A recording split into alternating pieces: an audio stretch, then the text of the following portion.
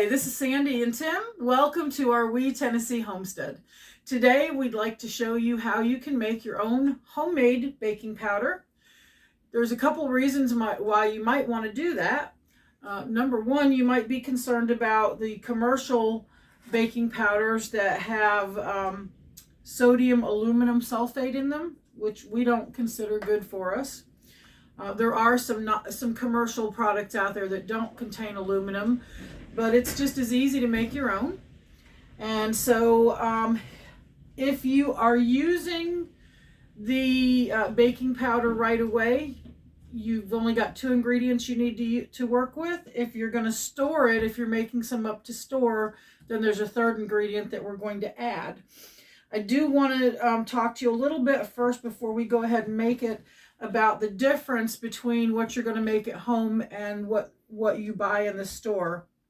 When you see your baking powders from the store, they're going to say double acting baking powder. And what that refers to is that there are ingredients in there, one of which is going to react when it gets mixed with the hot liquid or the warm liquid in your recipe. The other ingredient is going to interact with the heat in the oven. So there's going to be 2 releases of gases or rising effects. When you're making your homemade baking powder, you're going to only have the single acting baking powder. So when your baking powder interacts with the hot liquid in your recipe, that's when that rising process starts, and you need to make sure that you get your recipe into the oven right away within just a few minutes to take advantage of that interaction. So the two main ingredients for single acting baking powder are baking soda, which you're going to use as your base, and cream of tartar. Now, if you're going to store your baking powder, you're not using it all, and my label's off of this because we reuse this container. This is cornstarch, just plain cornstarch. The cornstarch is used to absorb moisture and keep it from clumping. If you look on your commercial baking powders, unless they're all natural,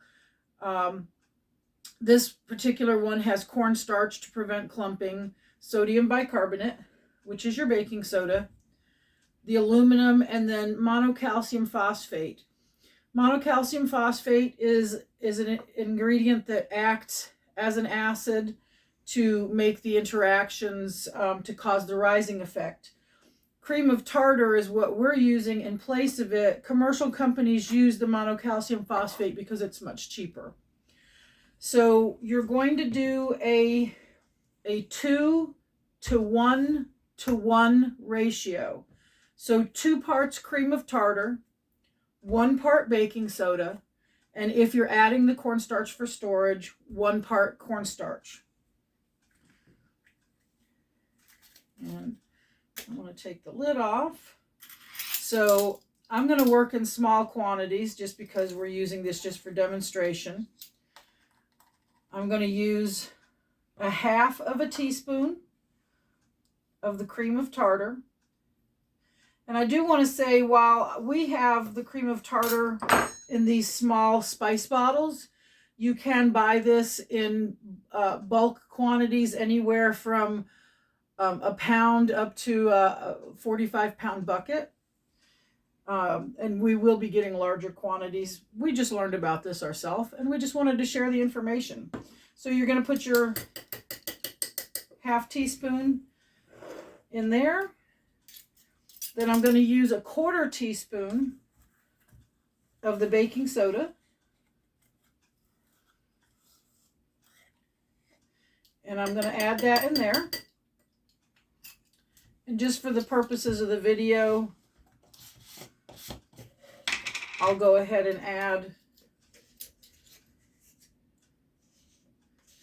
the 1/4 teaspoon of cornstarch.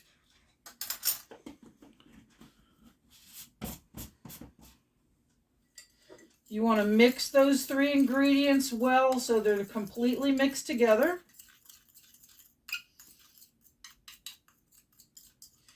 Now, the cream of tartar that I'm using actually had a best by date of August of last year. Best by dates are guidelines. That's when they retain the freshest effect of, freshest taste, the best use. But that doesn't mean that they're spoiled and you have to throw them away afterwards. So, how you test to make sure that this is working, that your stuff is good, and this is how you can test if your old baking powder, like this baking powder here, expired in June of 2020. We just used some this morning for pancakes. It worked fine. But I'm going to show you a quick test.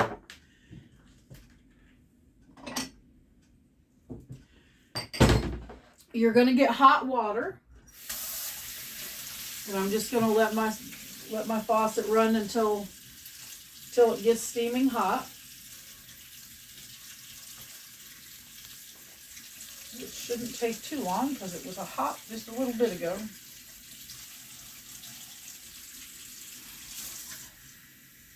So you're going to take about a half a cup of hot water.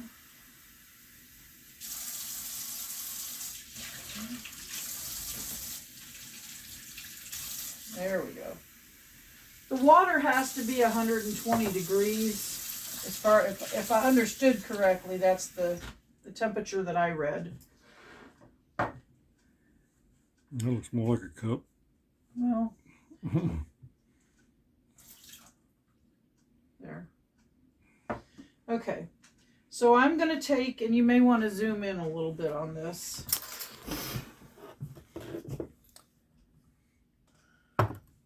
On this side, I'm going to take my homemade mixture, and you can see the bubbling action.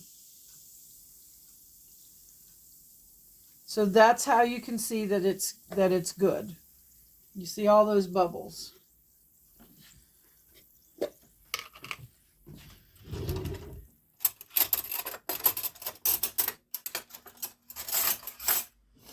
Now this other container, again, expired in 2020. We did use it this morning. And it's bubbling, not as much, but it still produced some nice fluffy pancakes. So fresher ingredients, more rise. So if you're making biscuits or you're making something that and you don't get the rise in it, you make a biscuit and they seem flat, pancakes, they seem flat or whatever, it may be that the baking powder that you're using, your leavening agent, is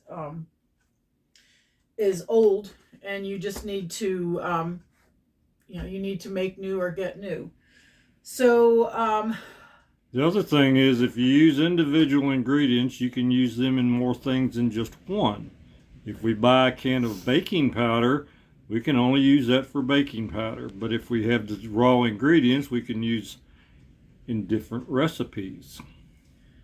That's right. And also, if you're preparedness minded and you're stocking up on ingredients so that maybe they might not be available in the store in the future, or maybe because prices might be going up and you want to make sure you can have them now while they're affordable.